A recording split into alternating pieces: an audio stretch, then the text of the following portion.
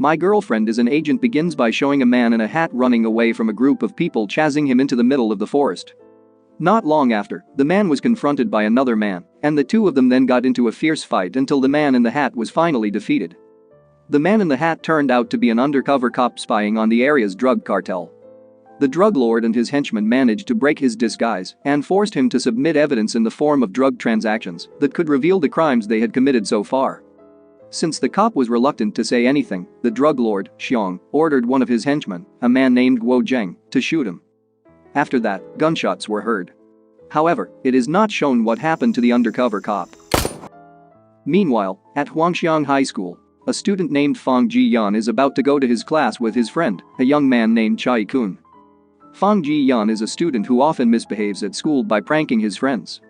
However, unbeknownst to him, two police officers were observing him from a distance because it turned out that he was involved in a case they were working on.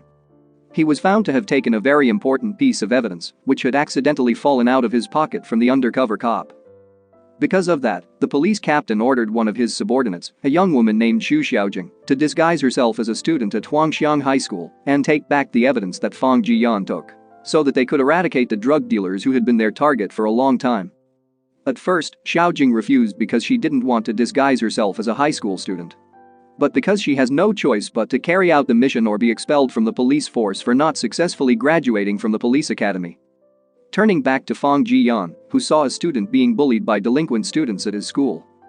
Fang Ji-yan and Chai Kun did not remain silent and helped him in their unique way by tricking the delinquent students. Fang Ji-yan pretends to sell accounts and passwords to access adult sites and earns money from those delinquent students. After that, Fang Ji-yan's class had a new student who was none other than Xiaojing.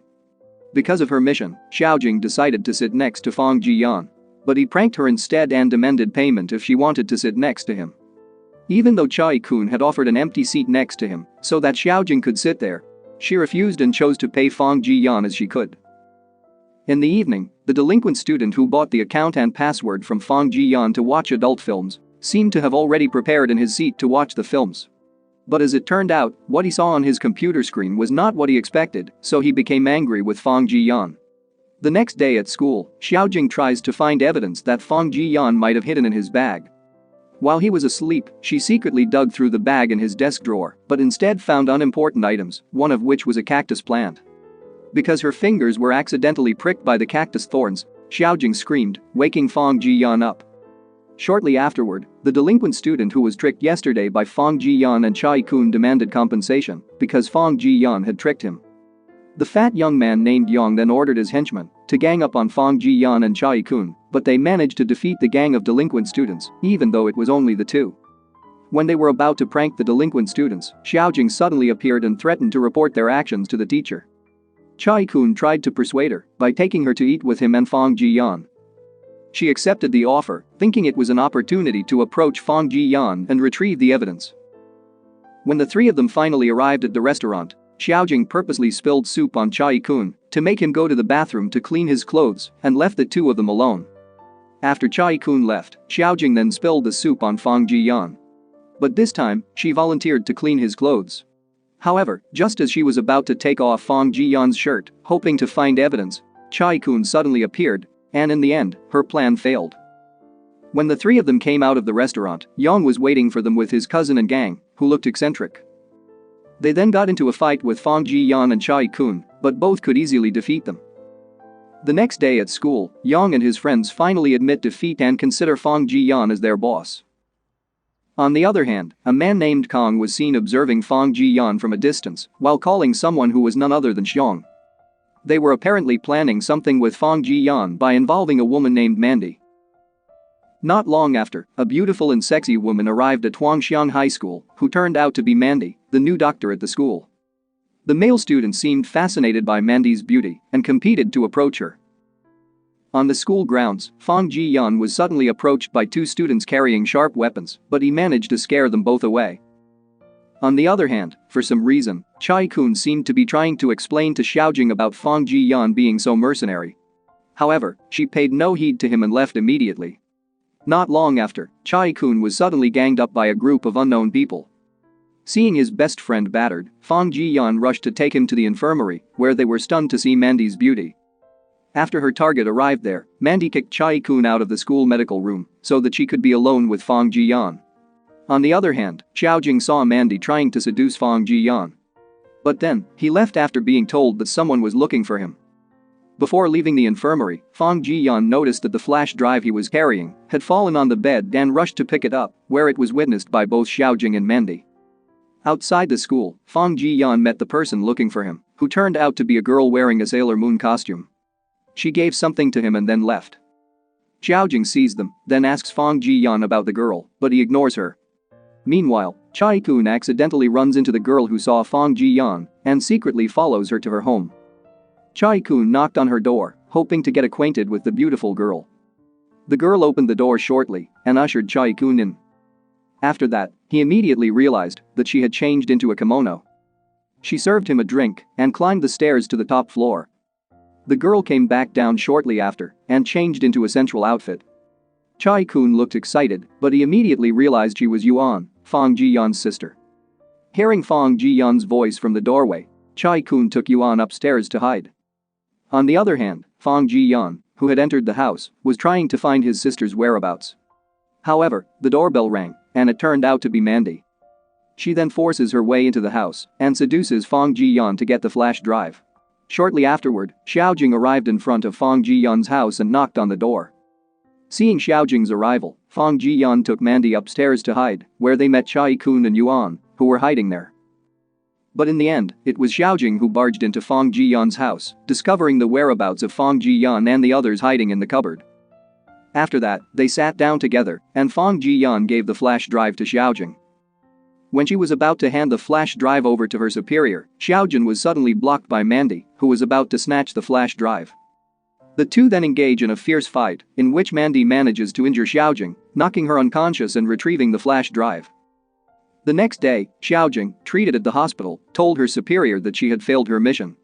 However, her superior told her to take a rest while and continue the mission to protect Fong Ji-yeon because Xiong's gang was still eyeing him. Not long after, Fong Ji-yeon came to visit Xiaojing, where he told her about his past, which had suffered because of living apart from his parents since childhood. Although, in the end, Fong Ji-yeon managed to find the whereabouts of his parents, they suddenly had a tragic accident that instantly killed both of them. Fong Ji-yeon, who is now an orphan, has to work hard to provide for his life and his sister, Yuan, who was severely traumatized after their parents' accident, causing her to suffer from mental disorders. Xiaojing seems sympathetic to Fong Ji-yeon's life story, and she finally finds out why he loves money so much and tries to earn a lot of money. After that, Fong Ji-yeon gave Xiaojing something, said it was his ancestor's necklace, and asked her to pay for it again. Elsewhere, Mandy immediately gave the flash drive to her boss, Xiong. However, when they checked the contents of the flash drive, they realized that Fong Ji-yeon had tricked them by giving them a fake flash drive. Because of that, Xiong then ordered Guo Zheng to take the original flash drive, which was most likely still in the hands of Fong Ji-yeon. After Guo Zheng left to carry out his mission, Xiong ordered Kong to secretly follow him and kill him after he managed to get hold of the flash drive. As time went on, Fong Ji-yeon and Xiaojing became closer, and they often spent time together, although sometimes they fought over trivial matters. One day, after watching a movie with Xiaojing, Fong Ji-yeon walked back home, where he later met Guo Zheng, who was none other than his father. Fong Ji-yeon had thought that his father had died because Guo Zheng was the one who killed his mother and traumatized Yuan. It turned out that he was forced by Xiong for the safety of his children. However, Guo Zheng secretly collected evidence of Xiong and his syndicate's crimes, then gave the evidence to the undercover cop, hoping that he could hand over the evidence to the police. Unfortunately, the undercover cop was caught, so Xiong ordered Guo Zheng to kill him. When Fong Ji-yeon was about to leave his father, suddenly, someone shot Guo Zheng. Fong Ji-yeon rushed to his father, who told him about the evidence in his ancestor's necklace. However, a man suddenly hit Fong Ji-yeon's head from behind, causing him to fall unconscious. The man turned out to be Kong, assigned to kill Guo Zheng and kidnap Fong Ji-yeon and Yuan. On the other hand, Xiaojing, who heard gunshots not far away, rushed to check on Fong Ji-yeon's condition. But she only found Guo Zheng lying unconscious and the jacket Fong Ji-yeon was carrying. Shortly afterward, Xiaojing got word that Xiong had kidnapped Fong Ji-yeon and Yuan and asked her to come to save them both with the original flash drive. Fong Ji-yeon and Yuan are locked up in an abandoned factory, where Kong and Mandy then urge Fong Ji-yeon to reveal where he kept the flash drive. Not long after, Xiaojing came and fought against Mandy. After that, Chai-kun, wearing a Deadpool costume, came and managed to free Fong Ji-hwan. Instead of bringing the police there, Chai-kun took Young's cousin and his absurd group. However, with their absurd behavior, Kong was defeated. Likewise, Xiaojing was finally able to defeat Mandy. After the two henchmen were defeated, Xiong finally appeared and pointed a gun at Fong Ji-hwan, threatening to give him the memory card stored in the necklace. Reluctant to hand over the memory card, Xiong didn't hesitate to shoot at Fong Ji-hwan.